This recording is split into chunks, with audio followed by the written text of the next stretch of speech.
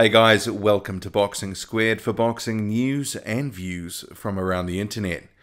In mid-October 2017, during a news conference for his upcoming rematch against Bermane, WBC champion Deontay Wilder spent several minutes defending his career, including the opposition he has faced to get to 38-0, and that he hadn't fought any bums, and it was disrespectful to call any fighter a bum. He said multiple times that when it comes to his career, people don't do their research. This echoed comments he had made throughout 2017, when people have been critical of his record. Do your research, he says. He specifically called out the media and YouTubers for not doing their research, saying, make sure you get your information right about me. Make sure you do your research so when you write your blogs, when you do your videos, when you go and tell the stories about Deontay Wilder, you get it correct. I accepted that challenge, and I gave my initial thoughts regarding his statements in a video that you can click to now via a card on screen. I'll also make sure that you can click to that video at the end of this one. I want to make it clear from the outset, this research project, it aims to basically re-report the facts and statements as they were from the available stories published about Wilder over the years. It will include statements Wilder has made himself and comments others have made about Wilder. I'm not setting out to prove Deontay Wilder wrong or otherwise. The information will speak for itself, but if it helps separate some fact or fiction for good or bad, then all the better. Because there is a lot of ground to cover, this will be a series instead of just one video. I will primarily focus on 2013 onwards, but this video, part 1, it will cover his early career leading up to basically mid-2013. So the early part of his road to the WBC title. Let's go. On the cusp of his 20th birthday, a lanky and athletically gifted Deontay Wilder walked into a boxing gym in Alabama and began training under Jay Diaz. From there, things moved rapidly for the 6'7" Wilder, and by the end of 2007, he had won the National Golden Gloves and the US Championship at the 201-pound division.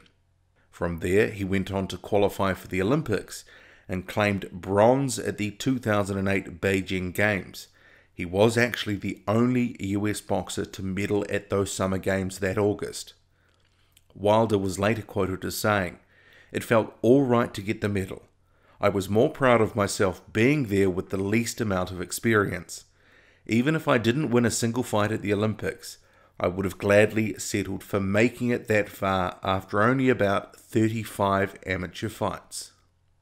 And so it was. Within a week of winning his medal, the 22-year-old left the amateur ranks behind with a 30-5 record, signing a managerial contract with Shelly Finkel and a promotional contract with Golden Boy Promotions. Finkel would co-manage Wilder along with Jay Diaz, his trainer. According to ESPN, Finkel paid Wilder a 6-figure bonus upon signing, and Golden Boy was due to do the same. Finkel said of Wilder, "He has great size and natural ability. I knew he didn't have experience, but he's determined. He's athletic, and he has ability he doesn't even know he has yet. In 4 or 5 years, I would hope he's ready to fight for the heavyweight championship of the world." Wilder himself was on ESPN2 after turning pro, saying, "My game plan right now is to take it slow. I'm just turning pro. I'll learn some different things. I got great people coming in to work with me. I'm looking forward to this game." In October 2008, it was reported Wilder, who was considered equal parts talented and raw, would fight for the first time in Nashville the following month. He fought a relatively inexperienced pro called Ethan Cox, who had 2 wins and a draw from 5 fights.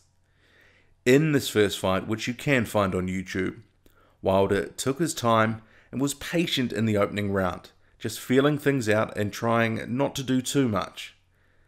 The second round was a contrast indeed. He was all aggression, battering and hurting Cox.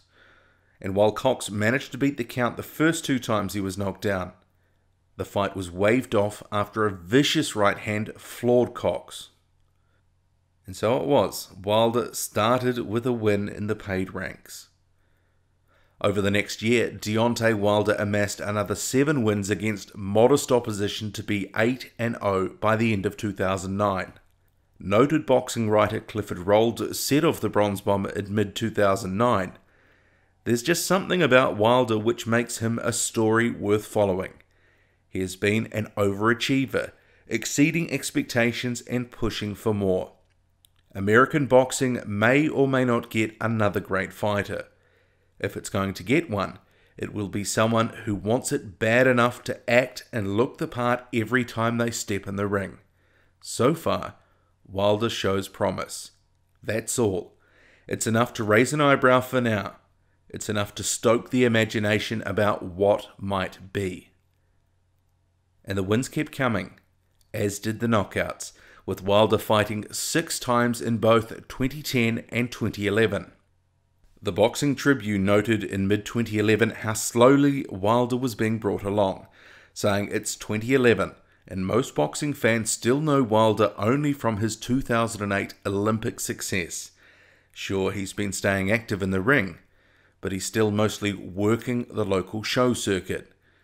But it did add, there is a method to the madness. Deontay Wilder is slowly building up his resume, adding needed weight to his long-limbed frame and making up for lost time in the ring, all at once. His trainer Jay Diaz was also quoted as saying, "Deontay is moving along at a good pace." Wilder was also getting good sparring in 2011, working with the likes of David Haye, who was complimentary of the Bronze Bomber, saying he was athletic, busy and fast. Rumours later surfaced that Haye was at one point knocked out by Wilder. The 26-year-old rounded out 2011 with a particularly brutal knockout of David Long. And it was about that time that talk of Wilder potentially being a future opponent for one of the reigning Klitschko brothers began to get louder. There was hope. As with most fighters, Wilder had been working through the levels since his debut. And in 2012, he began stepping up the competition further, fighting higher-level journeymen, among them Kurtz and Manswell. That fight was the first time in 30 years in which a fight card aired live on television from Wilder's home state of Alabama. After demolishing Manswell in a round, Wilder said, "Klitschko's don't retire. And for all the heavyweights that are listening and watching me right now, what's up, baby?" BoxingScene.com noted that calling out both Vitaly and Vladimir Klitschko is indeed premature, given the fact that Wilder has yet to face a top 15 heavyweight. But you have to admire his ambition. While he may not be ready for a Klitschko fight just yet, Wilder is definitely looking to take it to the next level and be the answer to help a slumping division. Wilder was later in the year in Vladimir Klitschko's training camp ahead of his Mariusz Wach fight, acting as one of Klitschko's prime sparring partners. Vlad said of the Bronze Bomber, "I had excellent rounds of sparring with Deontay Wilder. He is a young and talented boxer, who certainly is one of the future stars in the heavyweight division." Wilder rounded out his 2012, which was another 6-fight year, by beating 2 unbeaten prospects in the form of Damon McCreary and Calvin Price. The Price fight was actually Wilder's Showtime debut. Still, there was a sense that fans hadn't seen the best of Wilder. Some didn't know how good he was, and some were openly questioning what they saw as a padded-out record. BoxingNews24.com ran a piece in January 2013 with the headline, "How Talented is Deontay Wilder?" and compared some of his opposition to that of which Lennox Lewis had fought by the same time in his pro career. For example, Lewis fought Donovan Razor Ruddock in his 22nd fight, while Wilder fought Jesse Altmans. And Wilder himself, he was aware of some of the sentiment that was bubbling away in the background. He responded on Twitter at about the same time saying, Haters always get mad at stuff. They'll never achieve in life. Your life sucks. Mine is the bomb. I'm loving it. The haters will always hate, but the Bronze Bombers will dominate. 2013, it started with an easy knockout over journeyman Matthew Greer. And then the stage was set for what some saw as Wilder's toughest test to date in the form of former Olympic medalist, gold medalist, and fringe contender Audley Harrison, who had never quite fulfilled the promise tagged to him when he had turned pro. Ahead of the fight in England, Harrison was quoted as saying, "If I beat him, I am right back at the door again because he is a top 10 fighter. If I beat him, it will be a big shock around the world because everyone is thinking he will blow me out." Wilder, meanwhile, said, "I'm so hungry. I'm like a guy in front of a Burger King with a sign that reads, 'We'll fight for food.' I'm starving to become champion, starving to be great. I'm looking for a knockout because getting through this door leads to all things I want." In the same article as these quotes, noted boxing writer Jack Donovan stated, "The jury is still out on Wilder, who looks the part, but has only begun to face the type of competition that paints a clearer picture of his future prospects. The 27-year-old is well aware of the criticism surrounding his career, which always serves as motivation once he steps in the ring." And Wilder didn't disappoint, pounding Harrison into submission in the first round to extend his record to 28-0.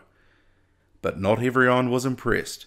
Fellow rising contender Tyson Fury laughed at Wilder publicly, saying on social media, "A long way to go. Windmilling like a bitch and knocking out an old man. Great job." But those words from Fury, they didn't impress Wilder's promoter Golden Boy, with its CEO Richard Schaefer saying, if he wants to make fun of Deontay, then why don't he fight him? How much is he going to make in that fight? If he wants to make some money, then he can fight Deontay. But unfortunately, that fight never came to pass. And neither did another one in 2013 against Derek Chisora. And that fight was actually announced by Chisora's promoter Frank Warren. But according to the Wilder side, from Golden Boy, that fight was never finalised.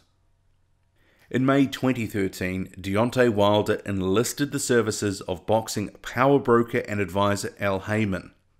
And Wilder said of Haymon, "Al is the piece of the puzzle I need to take me to the next level.